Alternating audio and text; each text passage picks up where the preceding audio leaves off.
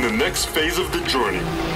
The Next Universe crew is very proud to present to you one of the world leaders of trance music, Mr. Sean Tyas.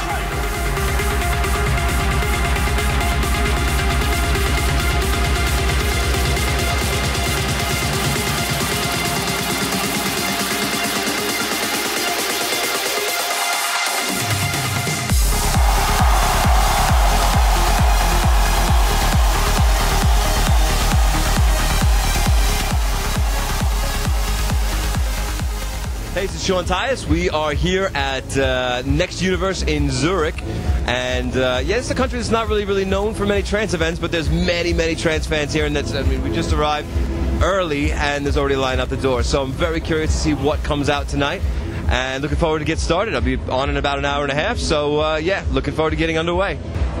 So Sean, I know we've actually done interviews before, but I never interviewed you myself. Because usually Violetta does the interviewing, right? Of course, it's always Violetta, yeah. Are you nervous now because I'm doing it?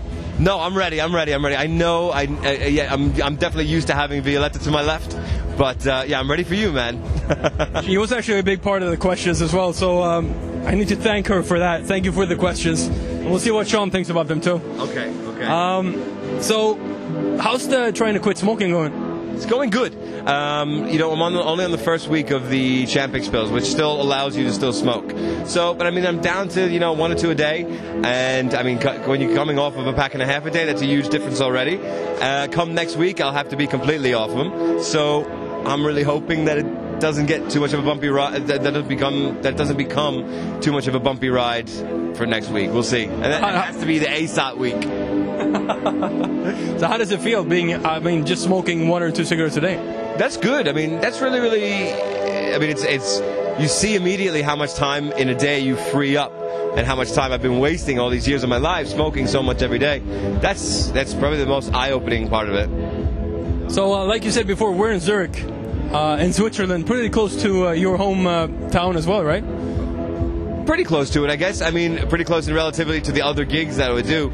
I mean, I'm still probably about an hour and a half away. I mean, I live in Appenzell, which is, you know, very traditional Swiss kind of farmland up in the mountains a bit. But yeah, still about an hour and a half away. But it's nice because it still feels like home territory. I didn't have to fly, so that's great. You can take the train home, right? I can take the train home. Recently, your career actually hit some new heights.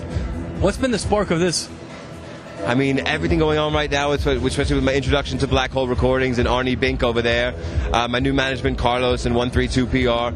I mean, everybody's just been pushing me so hard to really up the game and up my studio output, as well as change many different strategies as far as how I do things and how I approach things. And it's a mindset change, and I think you'll really see the effect of that in the music itself over the coming 6 months, especially. How has it changed you? It's just forced. It basically now I'm slapped with a series of deadlines and really, like, you know, make or break dates that I just need to get stuff done by. So where I can't, you know, waste time on a track and obsess over 2 notes in a melody or you know, the placement of a closed hi-hat, where now I just got to make decisions, executive decisions on a track, and just say, okay, yes, it's done, it's ready for the public now, as opposed to, yeah, waste time and waste time and waste time. So your media coverage is becoming more and more powerful for the events and for everything that you're producing as well. How do you handle the pressure for that? That is a lot of pressure. I try not to read. I try not to look at too much of it. You know, I've never been an internet forums person. I just try to stay away from that and just try to. I mean, it's really hard, of course, but you just have to focus. You have to focus on what you're supposed to do. If you're just reading feedback all the time, that's not healthy. Whether it's positive or negative, it's not healthy. It's going to take you in the wrong direction. If we're looking at your recent productions, like Now You See sort of reflects your I'm going to say it like this, your comeback within the trance scene, right? Fair enough. How does that feel? Awesome. I mean, yeah, I mean, also making this track, I mean, I've been after a way to join the old production techniques and the new ones, and I've been, you know, seeing varying degrees of success with that. And I just feel that Now You See was just for me, it was my perfect way to say, okay, this is the old techniques plus the new techniques all on the same track. And I was super proud of it when it was done, and then the response made me even more proud of it. Because it does reflect your old like classic trance sound, right? Exactly. Yeah, it totally does. What's the story behind 7 weeks? Story behind 7 weeks. Okay, I finished that track when my wife was 7 weeks pregnant with our first kid and first daughter, Mackenzie, and yeah, that was the story behind it. I mean, I wanted because you know why? I guess you're asking because it was a little bit of a different track during that time too. That's true. For me, I mean, I've always been all about trying new sounds and stuff like that. Just, you know, that was slow for me back then. That was 134, but still, I mean, that was a slow track for me back then. I was only doing 140 stuff at the time, and yeah, it was a good experiment. And it was saw a lot of really great support. So happy I did it. You know, I'll be doing more experiments, of course, but you know, the focus now is to really do focus on my strength. We're looking at what you have coming up right now. The next thing after this is State of Trance 650, the Who's Afraid of 138 stage. How do you, because I know there's a lot of preparations, but how do you mentally prepare, and like track-wise, how do you prepare for a set like that? I'm going to try to make sure that I have as much of my own new stuff as humanly possible. I think that's the best way to prepare. To plan a set out, I mean, obviously, you're going to play at the Who's Afraid of 138 stage. You don't really have a huge range of stuff that you're allowed to play because you got to bang it out at 138 plus, of course. And I heard that stage last year was ended up at like 143 by the end of the night. So yeah, I'm excited because I mean, this is kind of like my old school, my comfort zone type set. So that's just fine by me. And you're not going to throw in any Team 174 in that? Drum and bass? I guess no. I mean, it wouldn't be that. That's way too much faster than the allotted 140. But yeah, I love drum and bass. But yeah, I mean, my true love is trance, so that's the way it's going to go. Breaking news right now is that you, like you said before, you signed with Black Hole Recordings. You moved Tytanium to Black Hole. What do you expect from the change? You know what? It was an honor to even have the offer on the table, and also to move my label over to Black Hole Recordings. I mean, it feels like a real career accomplishment. Why does it feel like that? I mean, the history of the label, the history of Black Hole Recordings. I mean, you know, you gotta keep in mind they represent some of the biggest trance pioneers in the industry, BT, Tiesto.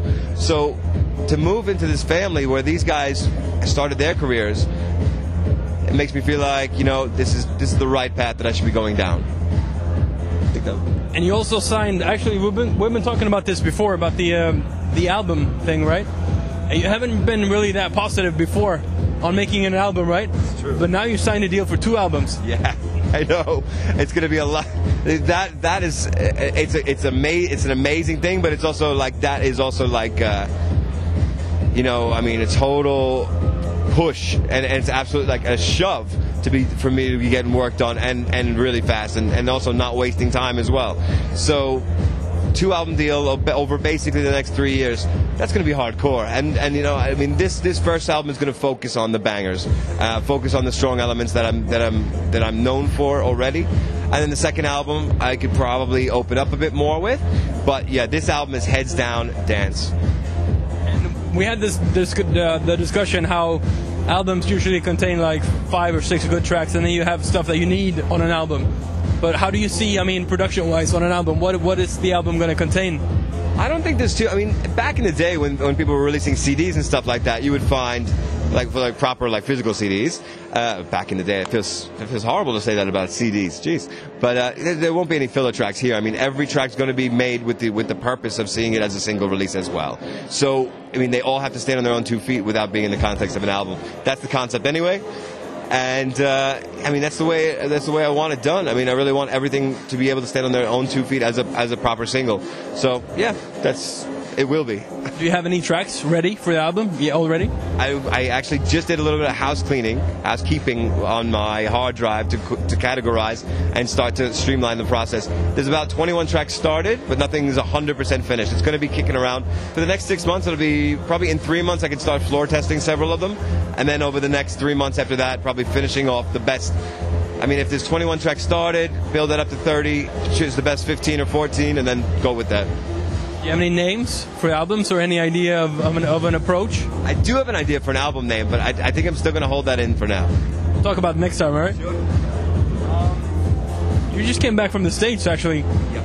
Where you were in the studio with Fisher. Yeah. What is it like to work with her when you're at the same place? Because usually you guys work online, right? Yeah, of course. Yeah. I mean, we spent 2.5 days at her house, and her husband is Ron Wasserman. Like, this guy wrote the Power Rangers theme song, so he's like a kind of a legend on, especially in TV music. So, you know, to visit that studio there and check out, you know, obviously he knows his wife's vocals very well, so I was going to getting some tips from him on how to treat her vocals correctly and appropriately. Because, you know, vocals for me are still relatively new. So, you know, I would rather get tips from the guys that are doing this for now years and years. They're pros, so I'm happy to take the tips, and both of them are pros. I mean, Kathy knows how to land her voice on tracks. It was a really nice experience. I don't get a chance to do this very often, so I'm always open to the inputs whenever I get a chance to. So I'm guessing you guys also have some album tracks in the making, right? Yes. All right. Is there anything else that you can say about those tracks, or? I guess I could say, yeah. I mean, there's at least 3 or 4 more songs that I'm doing with Fisher, yeah, for the respective albums, yeah. What can you tell me about, like, the track "Lose My Logic" has a pretty interesting title. What can you tell me about the track? That was kind of like, it's so funny because, you know, obviously everyone thinks I wrote it because of me switching from my sequencer Logic to something else, and it was like, oh, you're gonna lose your Logic, and they're like, yeah, that's actually pretty funny, but it just ended up that was one of the lyric texts that she wrote. But yeah, I love the breakdown on that. I think she did such a good job. Like, especially, it's tricky to do a track that doesn't necessarily have a verse chorus structure. It's basically just a big chorus in the breakdown, and she just nailed it. I love it. If we talk about like regular Logic and not production software or hardware, where do you lose your Logic? Where do I lose my Logic in what? In life, sort of. In life. Oh, dude, I had a good answer to that the other day. Somebody's asking me, I hate people that take pictures of their sequencers when they're making music and post them on Twitter. Don't do that. Going back to the States, you play there as well quite often, and even though, I mean, they're a bit commercially orientated, right? You still go there and you still do a good job on the floor. I mean, while playing in there, how do you prepare for those sets? Those sets are the same as anywhere else. In fact, I think that playing the faster sets there these days is even more important than it was before, because now you're giving the people something really different to do. You know, when 3 out of 4 weekends a month in these American clubs, they're getting the straight commercial EDM stuff, and to go out there and throw down 138 stuff, you know, is just an absolute luxury. And that's what I did at Avalon on last Saturday night, and the people, yeah, they were really up for that level of energy. I mean, they don't get that tempo very often, so when you get the chance to do it, it's nice, and I think a lot of people really appreciate that too. If we talk about a little bit in the past, you as a remixer, because, I mean, you've always been a very, very strong remixer as well as an original producer as well. But looking at remixes, there are so many remixes that you did that like fit my favorite list of tracks. Thank you. Like, how do you approach a remix? I think the first things first, I mean, I always do my time compression first. So if you get your parts in 132 BPM, obviously for me, I have to speed them all up. So I'll load them into Ableton and I'll speed them all up and that. I do all the exports, and then basically you just kind of, you go through the parts of the remix that you were given, see which parts you want to keep for your version, ditch all the other parts, and basically just write a whole new song around basically the vocal, I guess. I'll do the main melody usually first. So this way, when you have that, you can pick bits of that melody and then use it as teasers in the intro and stuff like that. But yeah, main melody first, or maybe drums occasionally, or just the kick drum and clap and the interplay between that and the bass line. But apart from that, yeah, melody has to go first and then start the arrangement. Obviously, apart from working on the album, what else do you have coming up for 2014? Let's see. We're doing a remix for Lange on his of the track that he's done with Betsy Larkin for Insatiable. Amazing vocal, and I'm really honored that he came to ask me to go remix it. So there's that, and yeah, it's all album work this year. I'm going to be releasing a Now You See follow-up, which will not be part of the album. But yeah, I'm not announcing any remix dates, any official release dates just yet. I want to wait till it's done, get everything locked down, then we'll get that going, and then yeah, probably another single or two before the album as well, which will also not be on the album. So I want the album to be all new stuff. So that's the goal. Hopefully I can nail it. Hey, this is Sean Tyas, and you're with Viktor Kidson. Hope you enjoyed. Take care.